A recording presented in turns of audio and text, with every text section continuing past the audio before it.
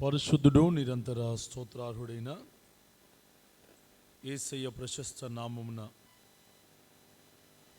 దేవుని బిడ్డలైన మీ అందరికీ దైవ శుభాలను తెలియజేస్తా ఉన్నాను. నా దేవుడు సమృద్ధిగా మిమ్మల్ని దీవించును గాక. హల్లెలూయా. మంచిది.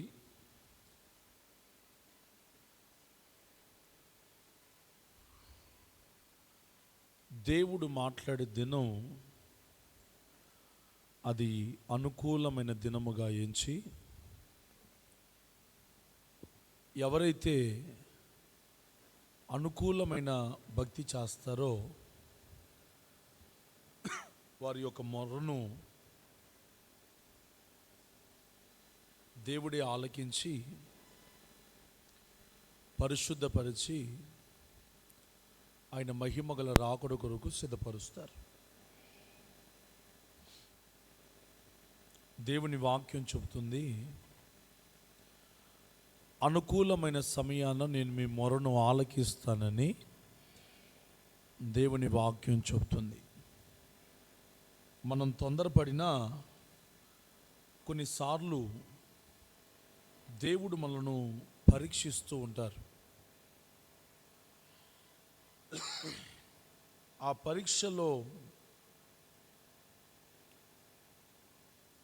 మనము నిలబడినట్లయితే దేవుడు నిశ్చయముగా మొరను ఆలకించి దేవుడు కార్యములు చేయుటలో శక్తిమంతుడై ఉన్నాడు.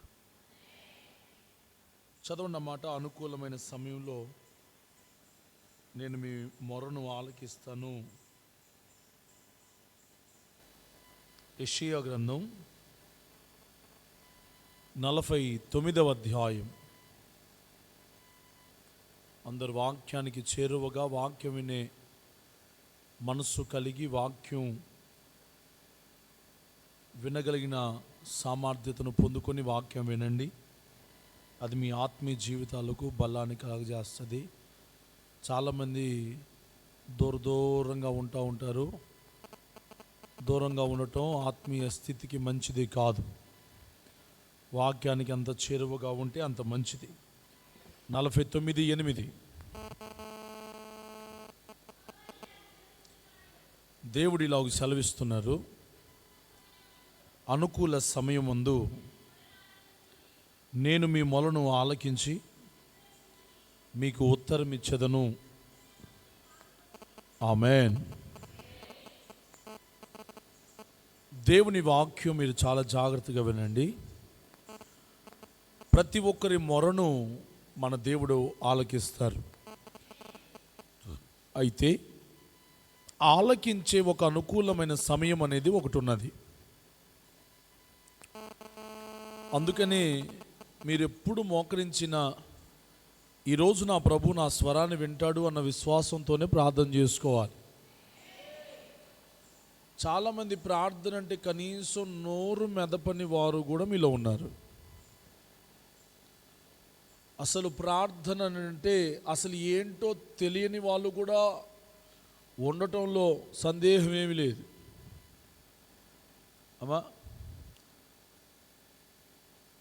కూటమంతా అయిపోయిన తర్వాత ప్రేరేపించబడిన వాళ్ళు ఒకళ్ళు ప్రార్థన చేయమంటే ఇంకా ఆ చేసిన వాళ్ళే ఆ ఎలిషమ్మ తెల్లో, సౌభాగ్య తెల్లో, ఇంకా కృపామణి తెల్లో, ఇంక అంతేగాని మిగతా వాళ్ళకి ప్రార్థన రాదుగా. హలో, మిగతా వాళ్ళకి ఏం రాదు? రానట్టే మరి లెక్క. సంఘం అంటే వాళ్ళు నలుగురే కాదు కదా. విశ్వాసులు అంటే వాళ్ళు నలుగురేనా?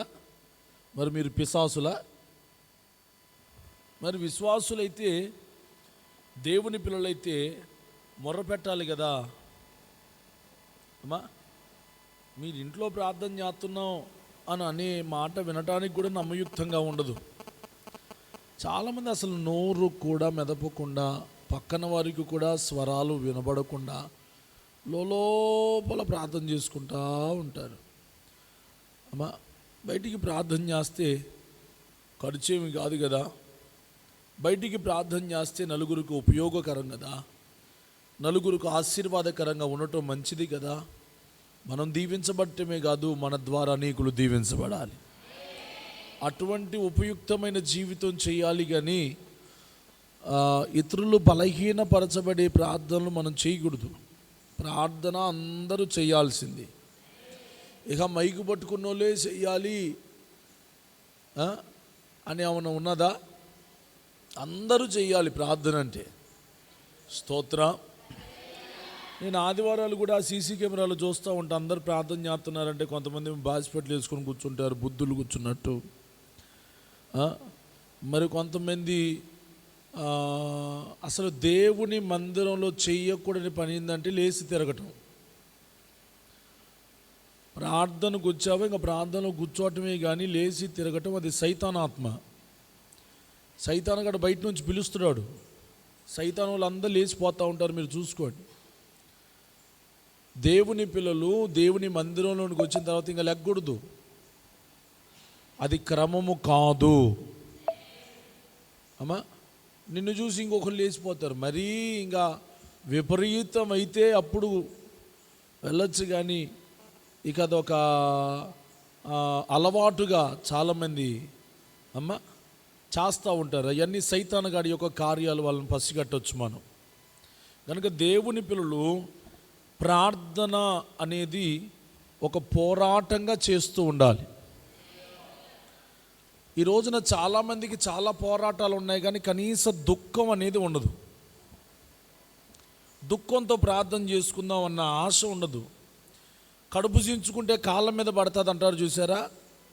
కడుపు చించుకుంటే కాళ్ళ మీద పడే అంత శోధనలు ఉంటాయి, కానీ లోపల దుఃఖం అనేది ఉండదు. పురుషుడని లేదు, స్త్రీ అని భేదం లేదు. ప్రార్థన చేయడానికి స్త్రీలే ఆడవాళ్ళని ఎక్కడైనా బైబిల్లో ఉందా? మనం ఆడవకూడదని ఎక్కడైనా ఉన్నదా? పురుషులు ఆడవకూడదని ఎక్కడైనా ఉన్నదా? లేదు.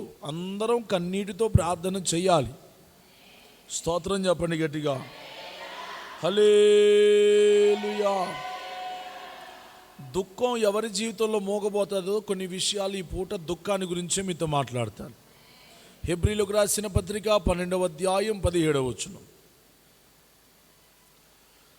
హెబ్రీలకు రాసిన పత్రిక 12వ అధ్యాయం 17వ వచనం. ఏశావు ఆ తర్వాత ఆశీర్వాదమును పొందగోరి దాని కోసరం శ్రద్ధగా వెతికినను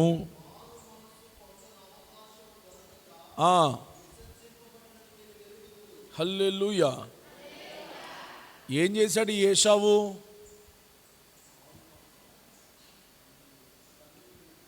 అసలు ఏం చేశాడు? అది జ్యేష్ఠత్వాన్ని అమ్మి వేసుకున్నాడు, పోగొట్టుకున్నాడు. ఈ రోజున నీవు కన్నీళ్లు విడిచినా ప్రయోజనం లేని దినం ఒకటి రాబోతుంది. నువ్వు కన్నీరు విడిచినా ప్రయోజనము లేని రోజు ఒకటి రాబోతూ ఉంది. ఆ రోజు రాక మునిపే దేవుని సన్నిధిలో కన్నీళ్లతో మొరపెట్టాలి. ప్రతి వారం కాదు, ప్రతిరోజు గువ్వకు ఎలాగైతే కంటి నిండా నీళ్ళు ఉన్నట్లుగా ఉంటాయో, నీ కంటి నిండా ఎప్పుడు దుఃఖ ప్రార్థన, కన్నీటి ప్రార్థన ఎప్పుడు ఉంటూనే ఉండాలి. రక్షణ తీసుకున్న ప్రతి ఒక్కరు కూడా కన్నీటి ప్రార్థన చేస్తూ ఉండాలి. కన్నీరు అనేది ఆవిరైపోయేదేమీ కాదు. కన్నీరంతా దేవుని కవిలలో దాచబడే ఒక అద్భుతమైన కార్యం అది. నీ కన్నీరంతా దేవుని కవిలలో, దేవుని బుడ్డిలో దాచబడుతూ ఉంది. అందుకనే ఈ రోజు వరకు మీరు ఒక్కసారి వెనక్కి తిరిగి చూసుకుంటే, నువ్వు కష్టం వచ్చినప్పుడు, రోగం వచ్చినప్పుడు, నొప్పి ఎక్కువైనప్పుడు ఏడ్చావు. దేవుని సందులో నిజమైన పశ్చాత్తాపం, వాక్యం విన్న తర్వాత నిజమైన ప్రార్థన, నిజమైన అంగీకార యోగ్యమైన ప్రార్థన జీవితం ఈ రోజుల్లో చాలామందికి లేదు. సార్వత్రిక సంఘానికి ఉండవలసిన ముఖ్య లక్షణం ఏంటంటే దుఃఖముతో కూడిన కన్నీటి ప్రార్థన. హల్లెలూయా. ఈ రోజున కన్నీటి ప్రార్థన ప్రవాహములోనే నువ్వు ఆశీర్వాదకరమైన అడుగులు వేయాలి తప్ప ఏదో పై పూత ప్రార్థనలు కాదు చేయాల్సింది. దేవుని సన్నిధానంలోనికి వచ్చిన వారు కన్నీటితో దేవుని సందులో ప్రార్థన చేయాలి. హల్లెలూయా. బిడ్డలారా, మన కన్నీరు ఎప్పుడు ఆగిపోతుంది అమ్మా అంటే మన హృదయం మూత వేయబడినప్పుడు కన్నీరు ఆగిపోతుంది. దేవుని వాక్య ప్రతిస్పందన, దేవుని వాక్యం నీలో పని చేయనప్పుడు నీకు కన్నీరు రాదు. దేవుని వాక్యం పని చేస్తే బండలాంటి హృదయాలు కూడా మాంసపు హృదయాలుగా ద్రవించిపోతూ ఉంటాయి దేవుని సన్నిధిలో. దేవుని వాక్యం విన్న తర్వాత దాన్ని అంగీకరించే వాడి హృదయంలో నుంచి ఎప్పుడు వాడి కన్నులలో నుంచి కన్నీరు ఒలుగుతూనే ఉంటుంది. హల్లెలూయా.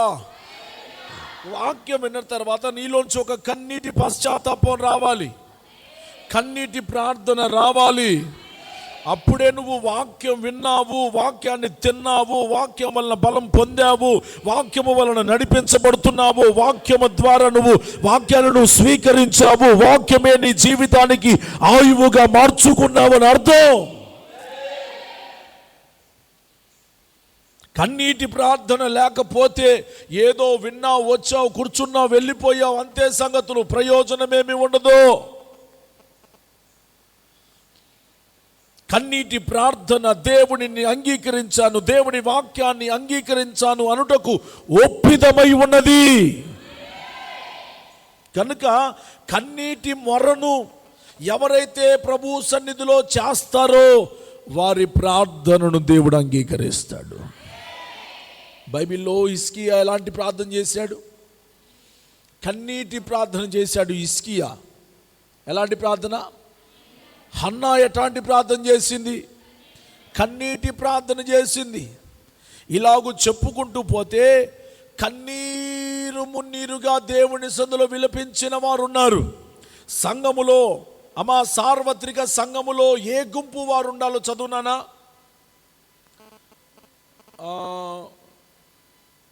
రోదన చేయు స్త్రీలను కనుగొనుడి, వారిని పిలవనంపుడి. 9వ అధ్యాయం ఇర్మియా పుస్తకం 7వ వచనం.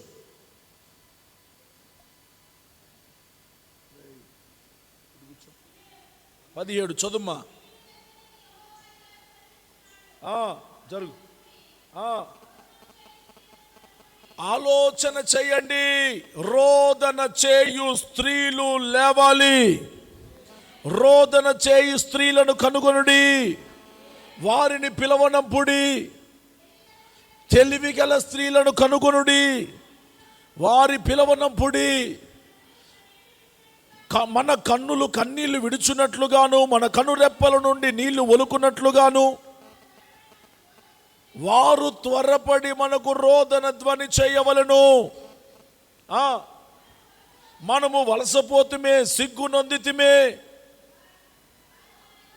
వారు మన నివాసములను పడగొట్టగా దేశము విడవవలసి వచ్చనేనని సియోనులో రోదన ధ్వని వినబడుచున్నది. స్త్రీలారా, యెహోవా మాట ఆలకించుడి. మీరు చెవియొగ్గి ఆయన నోటి మాటను ఆలకించండి. మీ కుమార్తెలకు నీకే ప్రార్థన లేదు, నీకే కన్నీరు లేదు, నీ పిల్లలకేమొస్తుంది కన్నీటి ప్రార్థన? నీ పిల్లలకు రోదన చేయ నేర్పించండి. ఒకరి ఎడల ఒకరు అంగలార్పు విద్య నేర్చుకోండి. వీధులలో పసిపిల్లలు లేకుండాను, రాజమార్గములలో యవనులు లేకుండాను వారిని నాశనము చేయుటకై మరణము మన కిటికీలను ఎక్కుచున్నది, మన నగరులలో ప్రవేశించుచున్నది. హల్లెలూయా. కన్నీటి ప్రార్థన లేకపోతే మరణం పొంచి ఉంటుంది.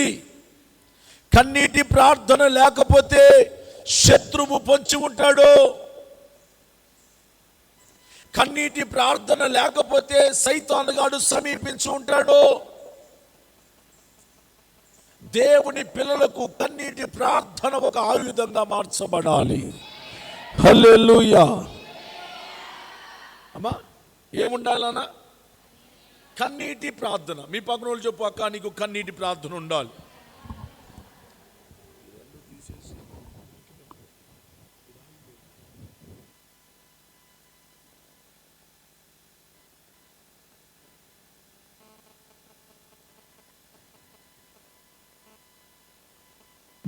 హల్లెలూయా. ఏముండాలి? కన్నీటి ప్రార్థన చేసే అడుగావు, కన్నీటి ప్రార్థన చేసే కుటుంబాలు పడిపోవు, కన్నీటి ఆశీర్వాదకరంగా మార్చబడతాయి. కన్నీటి ప్రార్థన చేసే వారి మార్గాలు ఆశీర్వాదకరంగా ఉంటాయి. కన్నీటి ప్రార్థన చేసే జీవితాలు ఎప్పుడు చిగురిస్తూనే ఉంటాయి. కన్నీటి ప్రార్థన చేసే జీవితాలు ఎప్పుడు కృపలోనే దాచబడి ఉంటాయి.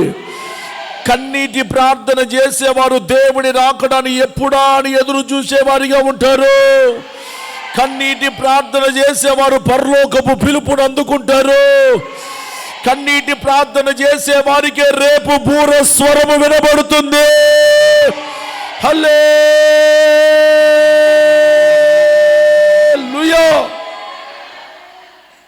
అమ్మా, కన్నీటి ప్రార్థన లేకపోతే నీ దివిటి ఆరిపోతుంది,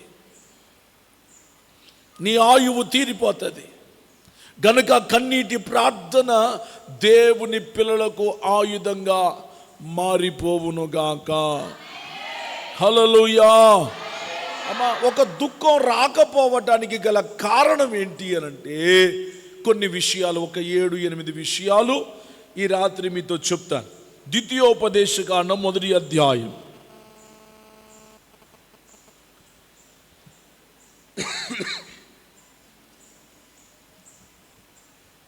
43వ వచనం నుంచి కొన్ని మాటలు చదవండి. ఆ మాటలు నేను మీతో చెప్పినప్పుడు మీరు వినక యెహోవా మాటకు తిరుగుబడి మూర్ఖులై ఆ మన్యమునకు వెళ్ళితిరి. అప్పుడు ఆ మన్యములో నివసించిన అమోరీయులు మీకెదురుగా బయలుదేరి వచ్చి కందిరీగల వలె మిమ్మలను తరిమి హోర్మా వరకు షేయిరులో మిమ్ము హతము చేసిరి. తర్వాత మీరు తిరిగి వచ్చి యెహోవా సన్నిధిని యాడవగా యెహోవా మీ మొరను లక్ష్య పెట్టలేదు, మీ మాట వినలేదు. కాగా మీరు కాదేశులో బహుదినములు నివసించితిరి. మీరు నివసించిన దినములెన్నో మీకు తెలిసినవి. స్తోత్రం చెప్పండి. అక్కడ అంటున్నాడు కదా, ఇదిగో ఆ మాటలు నేను మీతో చెప్పినప్పుడు మీరు వినక యెహోవా మాటకు తిరుగుబడి మూర్ఖులై ఆ మన్యమునకు వెళ్ళితిరి, వేరే స్థలమునకు వెళ్ళితిరి. నా ప్రియమైన దేవుని పిల్లలారా, దేవుడు మోషేను ఇశ్రాయేలులకు యాజకునిగా, ఇశ్రాయేలులకు నాయకునిగా దేవుడు పెడితే మోషే యొక్క మాటను ఎప్పుడు నిర్లక్ష్యం చేస్తూనే ఉంటారు ఇశ్రాయేలీలు. ఎప్పుడు దుఃఖపరుస్తూనే ఉంటారు ఇశ్రాయేలీలు. బిడ్డలారా, నీ కన్నీరు ఎప్పుడు ఆగిపోతుంది? అమ్మా, నీ కన్నీటికి ప్రతిఫలం రాకుండా ఎప్పుడు పోతుంది అని అంటే, నువ్వు దేవుని మాట వినటం ఆపేసిన రోజు నీ కన్నీరు కూడా ఆగిపోతుంది. నా మాట మీకు అర్థమైందా? ఏమర్థమైంది? అది దేవుని మాట నీలో కార్యము జరిగించనప్పుడు నీ కన్నీరు ఆగిపోతుంది. దేవుని మాటకు లోబడక దేవుడు చెప్పినట్లుగా, దేవుడు ఎట్ట చెప్తాడు? దైవజనుడు వాడుకొని దేవుడు చెప్తాడు. దేవుడే దిగి వచ్చి చెప్పడు. దేవుని వాక్యము ద్వారా దేవుడు నీతో మాట్లాడతాడు, దైవజనుడి ద్వారా మాట్లాడతాడు. మాట్లాడినప్పుడు నువ్వు విన్నావా? సరే, వినకపోతే ఇక నువ్వు ఏడ్చిన ప్రయోజనం లేదు. వినకపోతే నువ్వు ఏడ్చిన ప్రయోజనం ఉండదు, నువ్వు గుండెలు బాదుకున్న ప్రయోజనం ఉండదు, నీవు ఉపవాసం ఉన్న ప్రయోజనం ఉండదు. వాక్యము నీలో పని జరిగించినప్పుడు, దైవ సేవకుని మాటకు, దేవుని వాక్యానికి, దేవునికి నువ్వు విధేయత చూపనప్పుడు నీ మనస్సు మదించిపోతుంది, నీ కన్నీరు కార్చటం ఆపేస్తుంది. నీ జీవితం మోడుబారిపోతుంది. దేవుని సేవకునిగా మీ అందరికీ చెప్తున్నాను, దేవుని మాట వినే విషయంలో ఆసక్తిగా ఉన్నంత కాలం మీలో పశ్చాత్తాపకరమైన ప్రార్థన, కన్నీటితో కూడిన ప్రార్థన వస్తూనే ఉంటుంది. హల్లెలూయా. వాక్యం వినగానే అమ్మా, ఆ రోజుల్లో వాక్యము విని ఏమేమి చేశారు? చదవండి, మాట చదవండి. వారు వాక్యం విన్న తర్వాత వారి చెర స్థిరాస్తులను అమ్మి అపోస్తుల పాదముల దగ్గర పెట్టారు.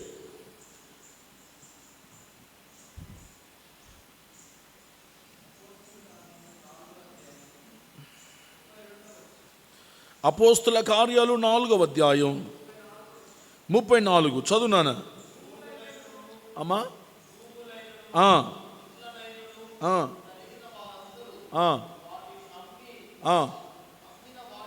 వాక్యము విన్న తర్వాత వారిలో కలిగిన గ్రహింపు, వారిలో కలిగిన ఆసక్తి, వారిలో కలిగిన భారం, వారిలో కలిగిన తీవ్రత, దేవుని వాక్యము ద్వారా దీవించబడిన తర్వాత, దేవుని మాట ద్వారా దీవించబడిన తర్వాత వారికి ప్రభువు కోసం బ్రతకటం నేర్చుకున్నారు. బ్రతికించిన దేవుని కోసం బ్రతకటం నేర్చుకుంటున్నారు. నువ్వు ఎవరి కోసం బ్రతకాలి అనంటే బ్రతికించిన దేవుని కొరకు బ్రతుకుతుండాలి. వాక్యం విన్న తర్వాత నీవు కన్నీరు కార్చలేదు అనంటే వాక్యము నీలో పని చేయలేదు అని అర్థం. ఏంటిది? మీలో ఎంతమంది వాక్యం విన్నారో, ఎంతమంది వాక్యం వినలేదో చివరి ప్రార్థనలోనే తెలిసిపోయింది. మీలో ఎంతమంది దీవించబడతారో, ఎంతమంది దీవించబడరో వాక్యం చివరి ప్రార్థనలోనే, ఆల్టర్ కాల్లోనే వెంటనే అర్థమైపోయింది. మీరు ఎంత ఆసక్తితో వాక్యం విన్నారో, ఎంత పట్టుదలతో వాక్యం విన్నారో, ఎంత భారం కలిగి ఉన్నారో చివరి ప్రార్థనలోనే అర్థమైపోతుంది. Praise the Lord. చెప్పండి హల్లెలూయా. గనుక కన్నీరు అనేది ఎప్పుడు ఆగిపోతుంది నీ కళ్ళ నుంచి? దేవుని వాక్యము విననప్పుడు, దేవుని వాక్యానికి తగిన జీవితం నువ్వు జీవించినప్పుడు నీ కన్నీటి ప్రార్థన ఆగిపోతుంది. ఈ శుద్ధీకరణ కుడికలో మీ కన్నీటి ప్రార్థనను దేవుడు నూతనపరచాలని కోరుకుంటున్నాడు. స్తోత్రం చెప్పండి గట్టిగా. మీ కన్నీటి ప్రార్థన మరలా మీరు ప్రారంభించాలని ప్రభు కోరుకుంటా ఉన్నాడు. మీరు కన్నీటితో దేవుని సన్నిధిలో ప్రార్థన చేయాలని ప్రభు కోరుకుంటా ఉన్నాడు. హల్లెలూయా, హల్లెలూయా. అమ్మా, మీరందరూ ఎవరు? మనం ఎవరము అని అంటే జ్యేష్ఠుల సంఘమై ఉన్నాం. ఎవరో మనం? జ్యేష్ఠుల సంఘం మంది. అయితే ప్రభు అంటున్నాడు, నీ జ్యేష్ఠత్వం నమ్ముకోవద్దు. ఏశావు జ్యేష్ఠత్వం నమ్ముకున్నాడు. ఇక ఏడ్చినా ప్రయోజనం లేదు. జ్యేష్ఠత్వాన్ని పోగొట్టుకున్నవాడు ఏడ్చిన ప్రయోజనం ఉండదు. ఆత్మీయ జీవితాన్ని తాకట్టు పెట్టద్దు. ఆత్మీయ జీవితాన్ని పక్కన పెడత్రోవ పట్టించొద్దు.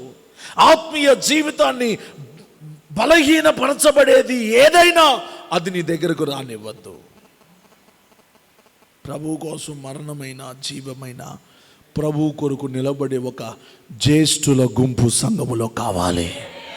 హల్లెలూయా, హల్లెలూయా, హల్లెలూయా. గనుక దేవుని పిల్లలు బహుగ్రహింపు కలిగి ఉండాలి.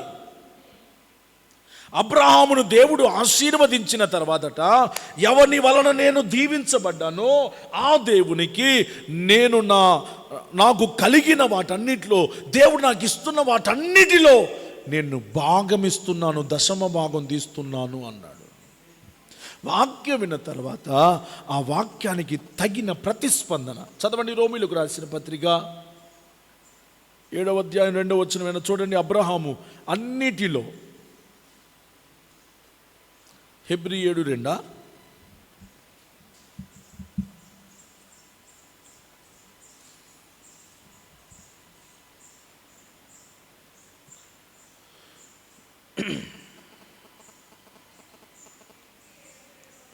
హెబ్రీ 7:2 అట, చూసుకోండి. అమ్మమ్మ మళ్ళీ ఒకసారి కొంచెం గట్టిగా చదువు. అబ్రహాము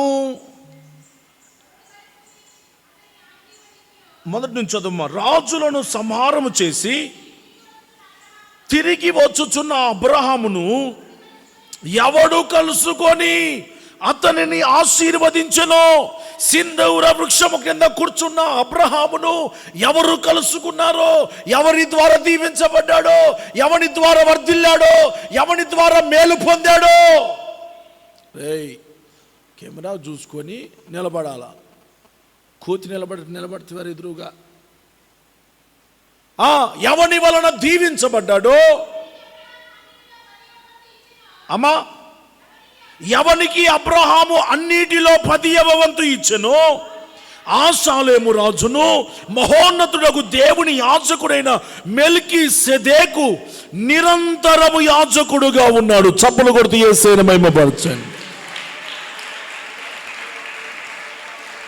హల్లెలూయా. ఒక్క మాట నాకు చెప్పండి, అబ్రహాము ఎవని వలన దీవించబడ్డాడు? ఇంత చిన్నగా చెప్పమాకండి. నిలబడిన అందరూ మంపు పోయింది, కూటమైపోయి దాకా నిలబడాలి త్వరగా. ఏందబ్బా అంత మంపుగా ఉన్నారు? ఉపవాసం ఉన్నా మంపు పోలేదు మీకు? మీరు ఈ రోజు నుంచి 12 రోజులు ఉపవాసం ఉందరుగాక. 3 రోజులకే కీళ్ళు నరాలు నొప్పులు లేస్తున్నాయా? అమ్మా మీరు మాట్లాడినప్పుడు కూర్చోబెడతారు, ఓకేనా? ఇంకా నిలబడే ఉండండి. ఓకే కూడా అనట్లేదుగా, మీరు నిలబడే ఉండండి, ఓకేనా? స్తోత్రం. గట్టిగా చెప్పండి హల్లెలూయా. నాకు మోకాల నొప్పులు అన్నోళ్ళు కూడా నిలబడండి. ఎవరైనా కూర్చుంటే మాత్రం వాళ్ళని ఇక్కడ నిలబెడతా, స్టేజ్ మీద నిలబడి వాక్యం వినండి. మీరు మోకముద్దులాగా అటు కూర్చుంటే అట్ట నువ్వు వాక్యం వింటున్నావా లేదా నీ ప్రతిస్పందన అర్థం కావాలి కదా. నిన్ననే ఇబ్బంది పడ్డా, నేను మీకోసం వాక్యం చెప్పడానికి చాలా ఇబ్బంది పడ్డా. అమ్మా దైవ నడిపింపు రావాలి అని అంటే దైవ సేవకుని మాటకు ప్రతిస్పందిస్తూ ఉండాలి. ఆమేన్ చెప్పటం, హల్లెలూయా చెప్పటం, స్తోత్రాలు చెప్పటం చేస్తూ ఉంటే దేవుని ఆత్మ పనిచేస్తూ ఉంటుంది. మీలో సైతాన్ ఆత్మ ఉండని మాకండి. అదిగో ఆమేన్ చెప్పట్లేదు, చూసారా? అబ్రహాము ఎవని వలన దీవించబడ్డాడు? వాళ్ళని ఆయన దీవించాడా? ఊరు దీవించిందా? తన కుటుంబం వలన దీవించబడ్డాడా? తల్లిదండ్రులు సంపాదించిన కూడబెట్టిన ఆస్తి వలన దీవించబడ్డాడా? ఎవరి వలన దీవించబడ్డాడు? సర్వశక్తుడకు దేవుని వలన దీవించబడ్డాడు. హల్లెలూయా. ఆ దీవింపబడిన దేవుని మాట విన్న అబ్రహాము, దేవుని మాట ద్వారా దీవించబడిన అబ్రహాము ఇప్పుడు దేవుని మాట ద్వారా ఆయన మాట ద్వారా నేను దీవించబడ్డాను గనక ఎవని వలన నేను దీవించబడితినో,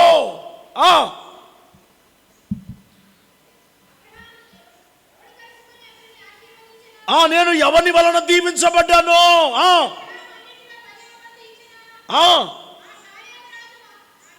అబ్రహాము అన్నిటిలో అనండి. ఒక మాట చెప్పండి, అబ్రహాంకి ఎన్ని ఉన్నాయి? ఇక్కడేమో అన్నిటిలో అన్నాడు. ఎన్ని ఉన్నాయి అబ్రహాంకి? అబ్రహామును దేవుడు ఎట్లా ఆశీర్వదించాడు? వారు కలిసి నివసించుటకు ఆ ప్రదేశము చాలనంత దీవించాడు. లోతు అబ్రహాము కలిసి జీవించుటకు ఆ ప్రదేశం చాలనంతగా దీవించాడంట. ఒక్క మాటలో చెప్పాలి అంటే భూమి బరువెక్కేంత దీవెనతో నింపబడ్డాడు. హల్లెలూయా చెప్పండి, హల్లెలూయా.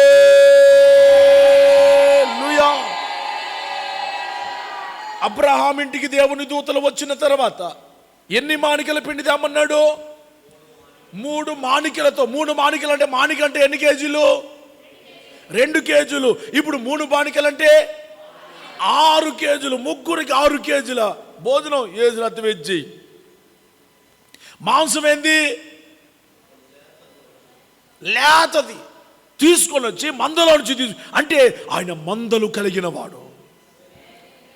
అనేక రీతులుగా విస్తరించబడ్డాడు, అనేక రీతులుగా ఆశీర్వదించబడ్డాడు. అన్నిటినీ కలిగి ఉన్నాడు అబ్రహాం.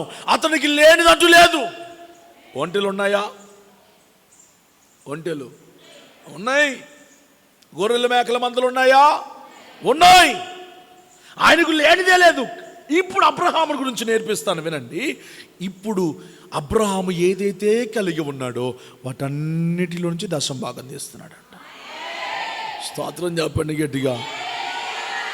అమ్మా, అబ్రహాము దేన్నైతే కలిగి ఉన్నాడో వాటన్నిటిలో నుంచి దశమ భాగాన్ని తీస్తున్నాడు. 10వ వంతును తీస్తా ఉన్నాడు. దేవుని మాట విన్న తర్వాత నేను 10వ వంతు తీస్తున్నాను అన్నోళ్ళు స్తోత్రం చెప్పండి.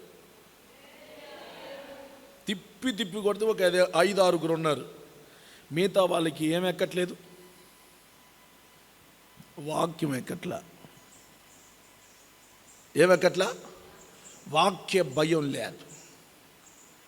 అమ్మా, దేవుని వాక్యం విన్న తర్వాత అన్నిటిలో భాగం ఇవ్వమన్నాడా? చదువురాను. అన్నిటిలో భాగం ఇచ్చి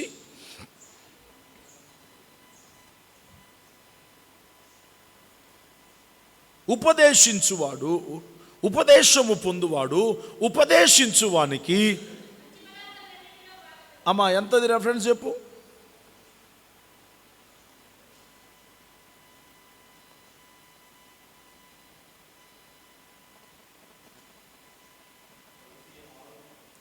గలతీయులకు రాసిన పత్రిక 6వ అధ్యాయం 6వ వచనం. వాక్య ఉపదేశము పొందువాడు, ఉపదేశించువానికి. స్తోత్రం చెప్పండి గట్టిగా. ఏం చేయాలంట? ఉపదేశించేవానికి ఎంతనన్నది గలతి. మళ్ళీ ఒకసారి చదువుమా. వాక్యోపదేశం పొందే వాళ్ళెవరు? పొందే వాళ్ళెవరు? నేనే అనండి, కొంచెం గట్టిగా అనండి. నేనే.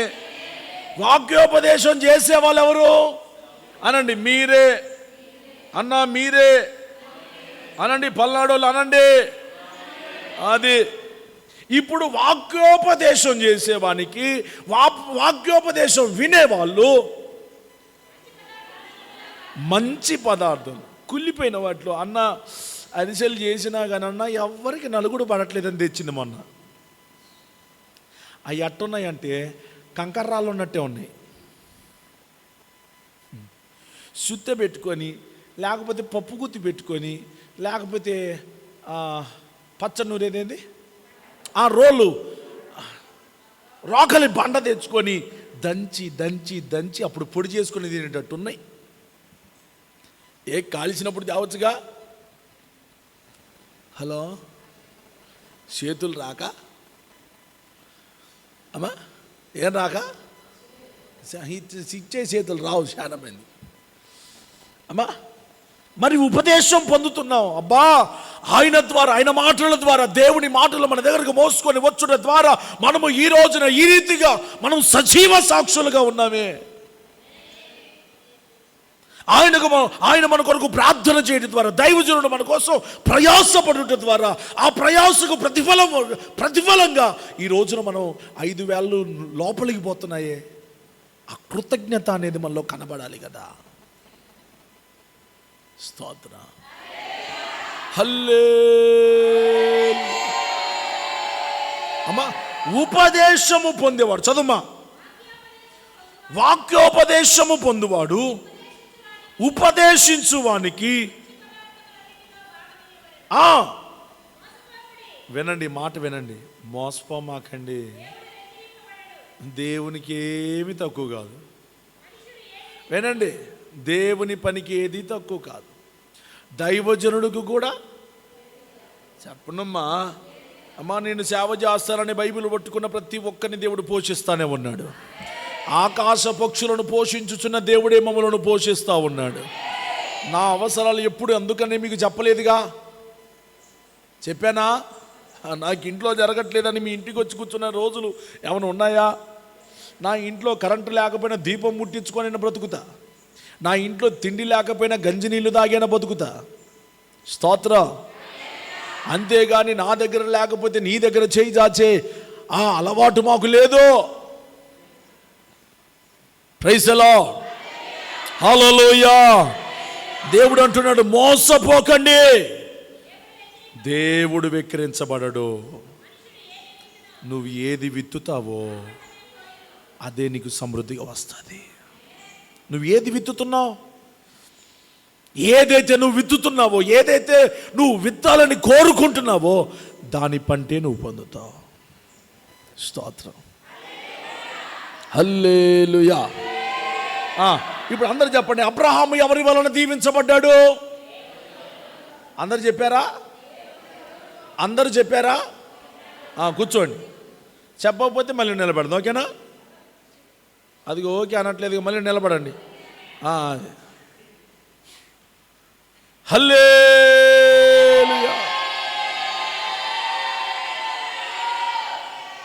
బాగా చెబుతారు ఇప్పుడు. మరొకసారి మూలవాక్యానికి రండి. అపోస్తలుడైన పౌలు అబ్రహాము దగ్గరికి రండి. 6వ అధ్యాయం 7వ అధ్యాయం 2వ వచనం.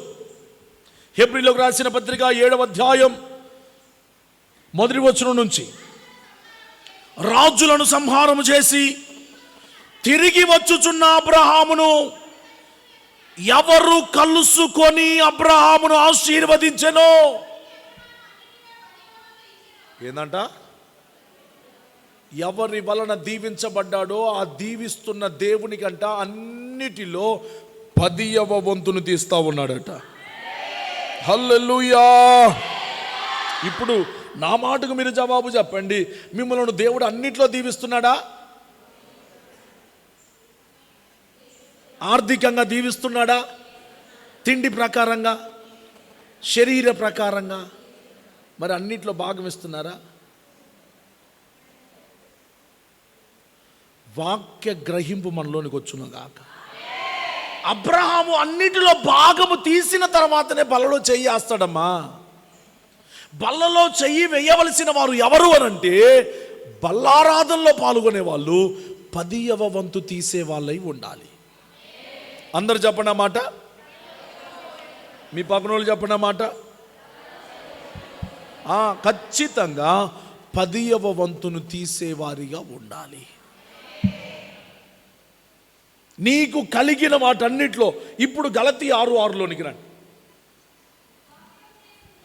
వాక్యోపదేశము పొందువాడు మంచి పదార్థములన్నిటిలో భాగం ఇవ్వాలి కదా. మోసపోకండి, దేవుడు వెక్కిరించబడ్డు.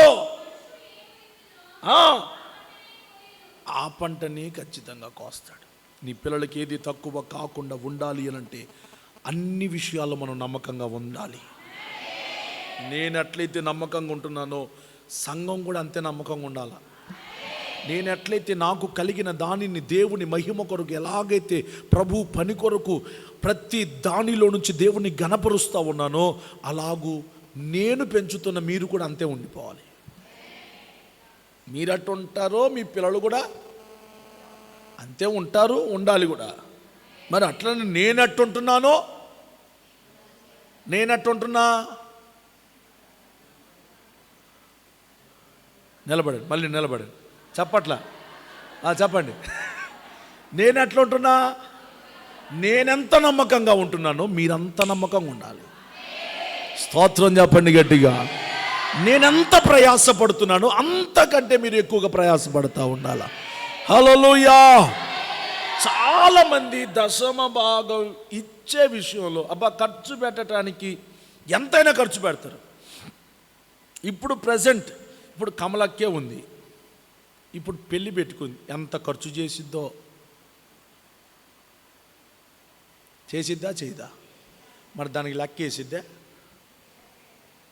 లెక్కకు మించి చేసి మరి దేవునికి ఇచ్చేది చెప్పండి. మీరు హాస్పిటల్కి పోయినప్పుడు డబ్బులు తీసుకొని పోతే ఇప్పుడు లెక్క వేసిండ్రా? 2000 అయినాయి. దేనికి? స్కానింగ్కి డబ్బు, దానికి కాదు, బెల్లలకు కాదు, స్కానింగ్కి 2000 అయినా కానీ దేవునికి ఇచ్చేది మాత్రం మొన్ననేగా ఇచ్చింది, మొన్న మీటింగులకేగా, మొన్న చేసినాంగా. అయ్యో మధ్యాహ్నం ఏదన్నా ఈ పూట తినకపోతే ఏమైనా అనుకోవచ్చుగా. మరి రోజు తింటున్నావు, ఇవాళ తినకపోతే. స్తోత్రం.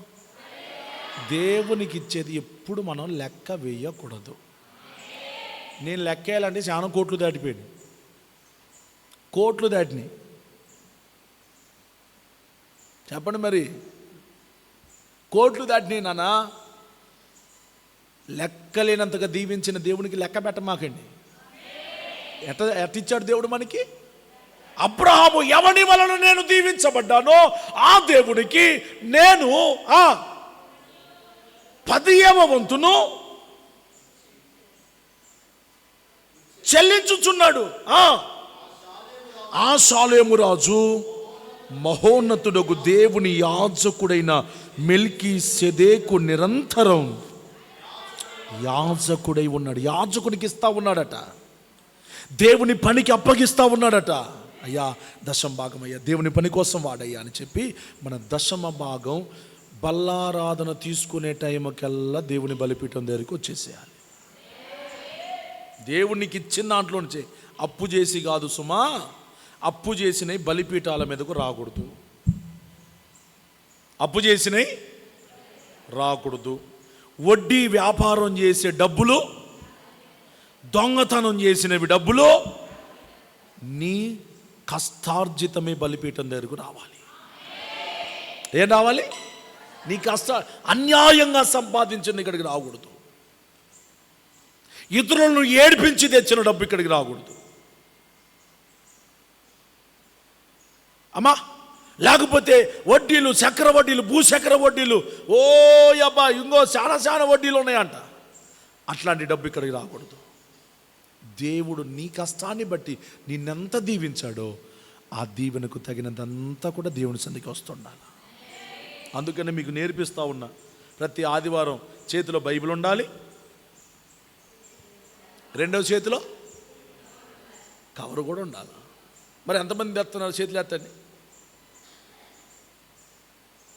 5-6 మరి మిగతా వాళ్ళు అంటే వాక్యం దోరట్లా. మనం ఎత్తంగా ఎప్పుడోకప్పుడు ఇచ్చేది కాదు. నువ్వు దేవుని సన్నిధికి వచ్చేటప్పుడే ఒట్టి చేతులతో రాకూడదు నానా. అమ్మా ఒట్టి చేతులతో కనబడకూడదమ్మా. దేవుని సన్నిధికి వచ్చేటప్పుడు నీ దీవెన నువ్విచ్చే దాని మీద ఆధారపడి ఉంటుంది తెలుసా. నీ క్రియల ప్రతిఫలంగా దేవుడు నిన్ను దీవిస్తాడు తెలుసా. దేవుని సన్నిధి అంటే ఏదో బైబిల్ పట్టుకొని వచ్చేది కాదమ్మా. దేవునికి ఇవ్వటం, మన సమయాన్ని దేవునికి ఇవ్వాలి, మన ధనాన్ని ప్రభువుకి ఇవ్వాలి, మన యొక్క జీవితాన్ని దేవునికి అప్పగిస్తూ ఉండాలి అమ్మా. చాలామందికి ఆ ప్యాకెట్ పట్టుకొని రావటం నామూసి కదూ అమ్మ. ఫంక్షన్కి పోతారు, అన్నం కూడా కవర్లో వేసుకొని పోవటానికి ఇష్టపడతారు. కానీ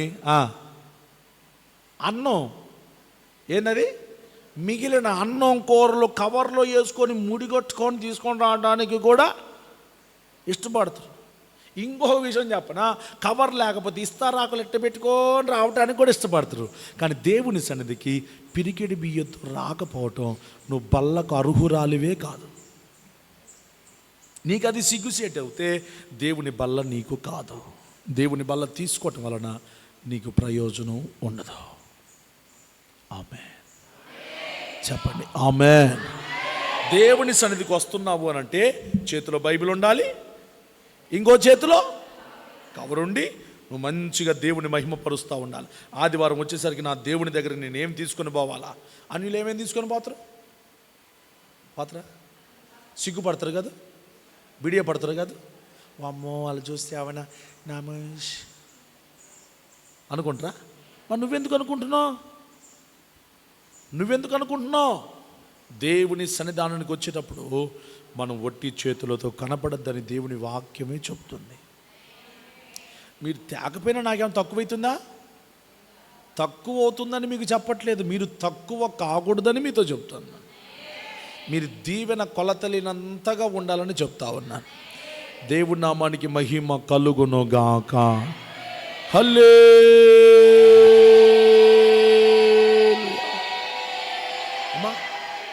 కొత్తూరులో బిడ్డలు ఉన్నారు, వాళ్ళకు కూడా అదే ఉపదేశం చేశాను.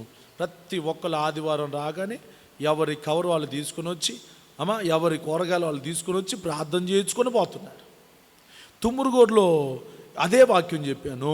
ఆ వాక్యం చెప్పిన తర్వాత వాళ్ళు ఇప్పటి నుంచి కాదు ఎప్పటి నుంచో దేవునికి చాలా ఇచ్చే విషయంలో, పిరికెడి బియ్యం తీసే విషయంలో నమ్మకంగా తీసుకొని వస్తూ ఉన్నారు. తీసుకొని రానిదల్లా మీరే.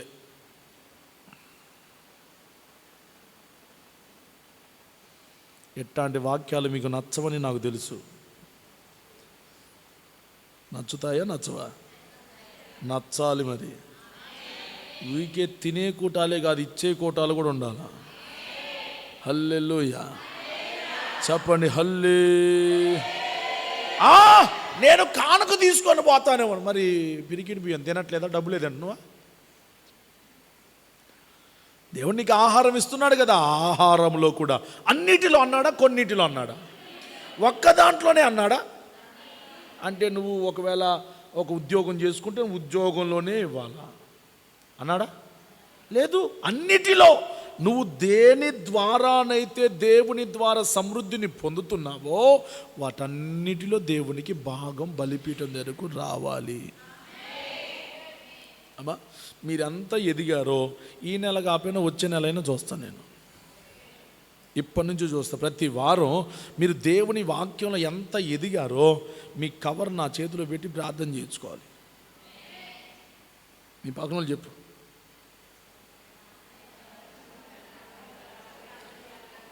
ఖచ్చితంగా. అయ్యో నా మతి మండ, నేను తేలా, నేను మర్చిపోతే ప్రార్థన, చివరి ప్రార్థన ఆపి బండెక్కిపోయి తీసుకొనిరా. మరి మీకు చెప్పకపోతే అట్ట మరి నేను స్తోత్రం చెప్పకపోతే మీరు లాసులో పడిపోతారుగా. అమ్మా మీరు దీవించబడుదురు గాక. హల్లెలూయా. అమ్మా మీ దుఃఖం ఎప్పుడు ఆగిపోతుంది? దేవుని మాట విన్నప్పుడు మీ జీవితంలో కన్నీరు రాదు. ఇంకా ఎప్పుడు రాదు? దేవుని మాటకు లోబడినప్పుడు నీకు రెండు మాటలు వినిపిస్తూ రెండు మాటల ప్రకారం ఏ మాట ప్రకారం చేయాలో నీకు ఇంకా అర్థం కాదు. అందుకని దేవుడు నీకు అప్పగించిన దైవజనుడి మాటే, కాపరి మాటే, నాయకుని మాటే నువ్వు వింటా ఉంటే నీకు కన్నీటి ప్రార్థన ఏరులై పారుతా ఉంటుంది. ఆ కన్నీటి ప్రవాహంలో నీ కుటుంబం మార్పు చెందుతుంది.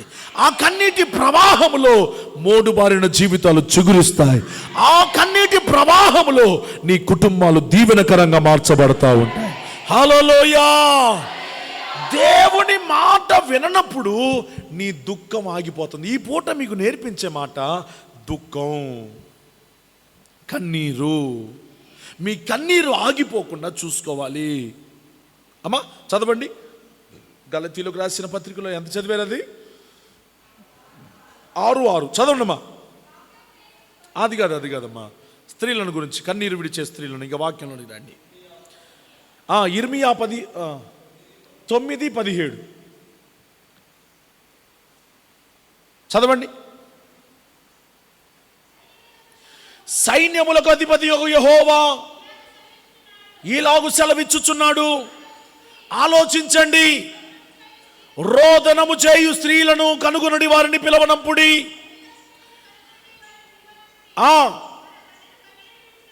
మన కన్నులు ఏమవ్వాలి? కన్నీళ్లు విడవాలి. కన్నీటి ప్రార్థన ఉండాలి సంఘానికి. హల్లెలూయా.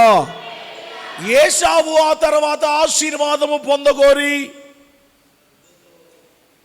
చెప్పండి కన్నీళ్లు విడుచుచు దానికోసరము శ్రద్ధతో వెతికిన దాన్ని పొందని అవకాశం లేకుండా పోయింది.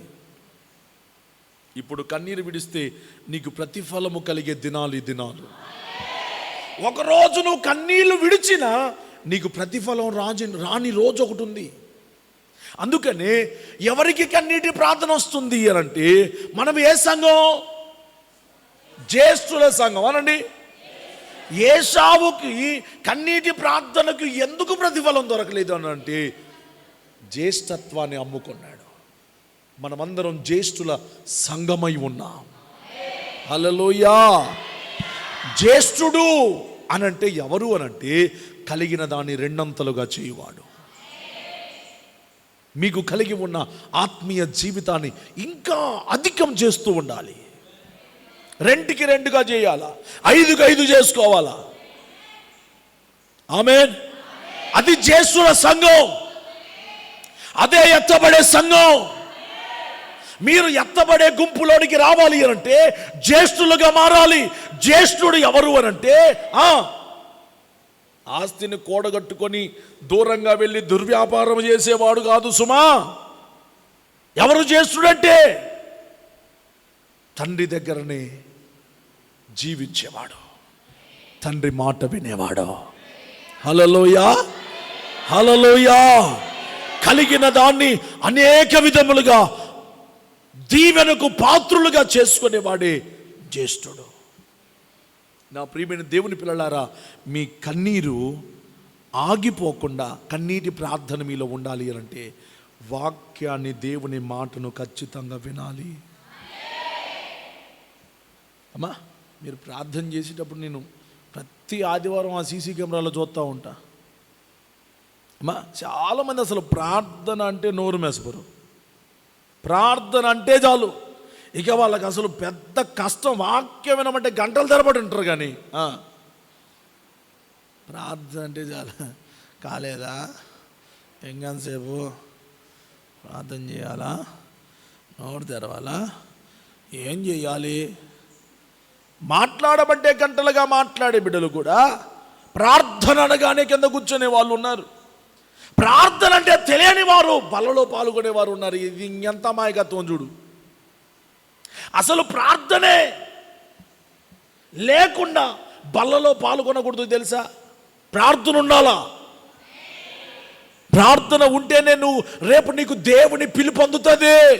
రేపు దేవుని కడబూర శబ్దం నీకు వినబడుతుంది. ప్రార్థన లేనోడికి వినబడదు. ప్రార్థన ఉన్నవాడికి మెలకువగలిగిన ఆత్మ ఉంటుంది. ఆ మెలకువగలిగిన ఆత్మే రేపు దేవుని స్వరం, దేవుని కడబూర వినే విధంగా మార్చివేస్తుంది. దేవుని నామానికి సమస్త మహిమ కలుగునుగాక. ఇర్మియా పుస్తకం 3వ అధ్యాయం 2వ వచనం చదవండమ్మా. ఇర్మియా 3:2.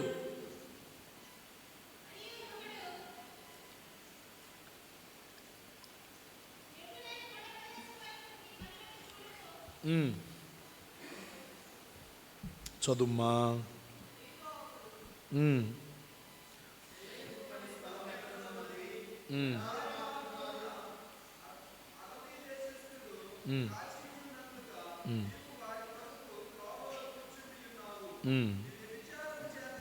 నీ వ్యభిచారముల చేతను దుష్కార్యము చేతను నీవు దేశమును అపవిత్రపరుచుచున్నావు. కావున వానలు కురయక మానెను, కడవరి వర్షము లేకపోయి ఉన్నది. అయినను నీకు వ్యభిచార స్త్రీ ధైర్యము వంటి ధైర్యము కలదు. సిగ్గుపడనొల్లకున్నావు. నా తండ్రి, చిన్నప్పటి నుండి నాకు చెలికాడవు నీవే అని నాకు మొర్ర పెట్టుచుండవా? స్తోత్రం చెప్పండి గట్టిగా. హల్లెలూయా. అమ్మా, పాపము చేసేవాని యొక్క కన్నీరు ఆగిపోతుంది. దేవుని మరిచేవాని యొక్క కన్నీరు ఆగిపోతుంది. Praise the Lord. ఏంటి పాపం అంటే ఏంటి? ఆజ్ఞ అతిక్రమం పాపం. దేవుని మాటకు లోపడకపోవటం పాపం. దేవుని మాట ప్రకారంగా బతకకపోవటం పాపం. పాపం నీ దుఃఖాన్ని ఆపేస్తుందమ్మా.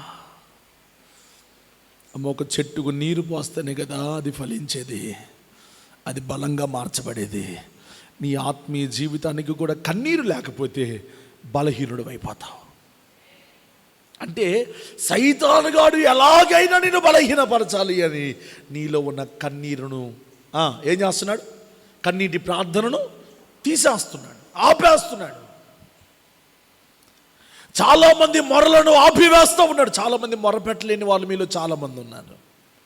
అన్న, మీరు ఎప్పుడు ప్రార్థన చేయమన్నా నేను చేస్తాను, చేతి ఎత్తండి.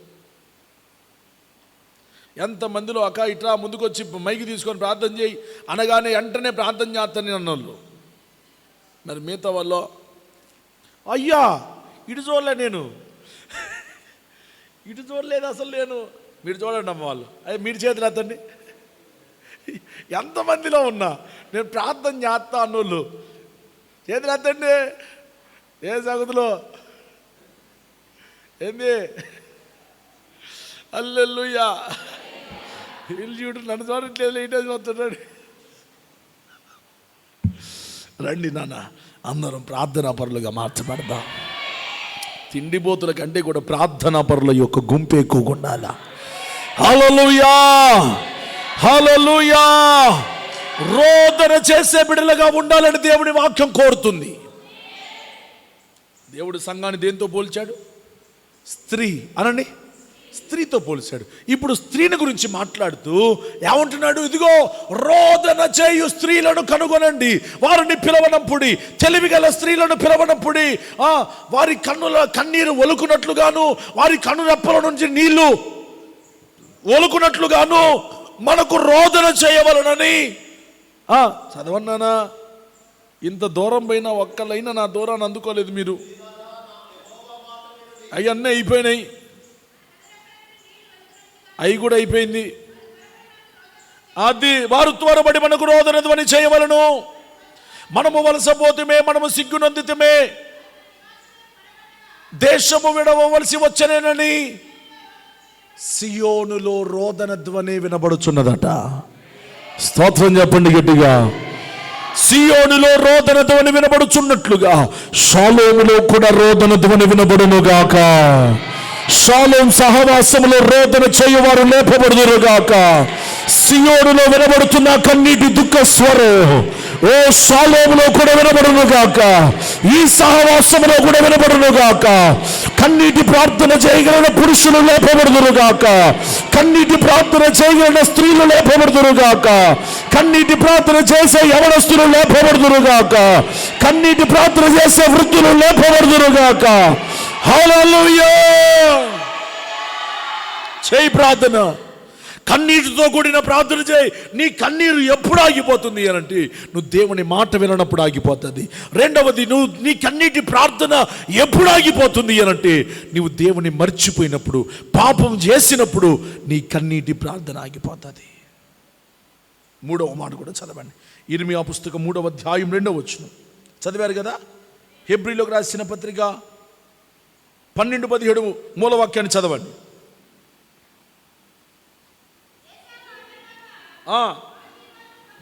ఆశీర్వాదము పొందగోరి దానికోసరము శ్రద్ధగా వెతికినను మారు మనసు పొందని అవకాశము దొరకక. స్తోత్రం చెప్పండి గట్టిగా. ఏమయ్యాడంటే ఏశావు విసర్జించబడ్డాడంట. ఏమయ్యాడమ్మా? అదిగో చెప్పట్లా, విసర్జించబడ్డాడు. ఎప్పుడు? దేనికి? జ్యేష్ఠత్వాన్ని పోగొట్టుకున్నాడు. కన్నీటి ప్రార్థన చేసిన ఉపయోగం లేకుండా పోయింది. నీ జ్యేష్ఠత్వాన్ని పోగొట్టుకుంటే నీ కన్నీటి ప్రార్థన పోతుంది. నువ్వు ఈ సంఘములో జ్యేష్ఠురాలివి. ఈ సంఘములో నువ్వు జ్యేష్ఠుడవు. జ్యేష్ఠుల సంఖ్యలో ప్రభు నిన్ను చేర్చుకున్నాడు. జ్యేష్ఠత్వం కలిగే బతకాల. అన్నా నేను జ్యేష్ఠుడిని అనండి అందరూ. మీ పక్కన పక్క నువ్వు జ్యేష్ఠాలివి చెప్పండి. అన్నలు చెప్పండి, అన్నా నువ్వు జ్యేష్ఠుడవన్నా. ఇక్కడ ఎవరు తక్కువ ఎవరు ఎక్కువ లేదు, అందరూ జ్యేష్ఠులే. జ్యేష్ఠుల సంఘమే. రేపు జ్యేష్ఠుల సంఘమే దేవుడి రాకడో ఎత్తబడబోతూ ఉన్నది. ఆ జ్యేష్ఠుల సంఘముగా మనం మార్చబడుతుగాక.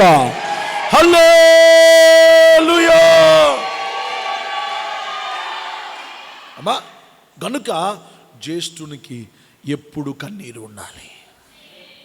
ఇంకొక మాట యోబు పుస్తకంలో ఏమన్నాడు తెలుసా? నీ కన్నీరంతా తూచబడుతుందంట. చదవండి యోబు గ్రంథం 6వ అధ్యాయం. యోబు గ్రంథం 6వ అధ్యాయం 2వ వచనం చదమ్మా. అద్దుగో చాలమ్మా. నా దుఃఖము చక్కగా తూచబడును. హల్లెలూయా, హల్లెలూయా. మీ పక్కనోళ్ళు చెప్పు, నీ దుఃఖము చక్కగా తోచబడుతుంది. తోచబట్టం అంటే కాటాలోకి వస్తుంది. నీ కన్నీరు కాటాలలోనికి వస్తుంది. ఏది ఆ పాట పాడండి. నీ కవిలలో దాచి నావే నా కన్నీటిని నాట్యముగా మార్చి నా పక్షమై నిలచి యేసయ్యా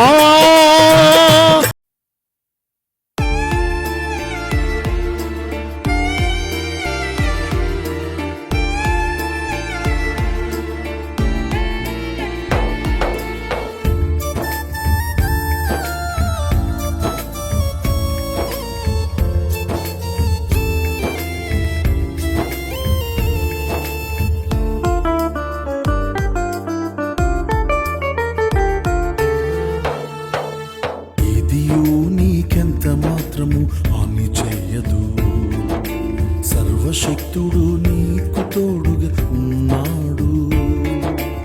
ఏదియూ నీకెంత మాత్రము హాని చేయదు. సర్వశక్తుడు నీకు తోడుగా ఉన్నాడు. ఆయనే మన బలము, ఆయనే ఆధారము,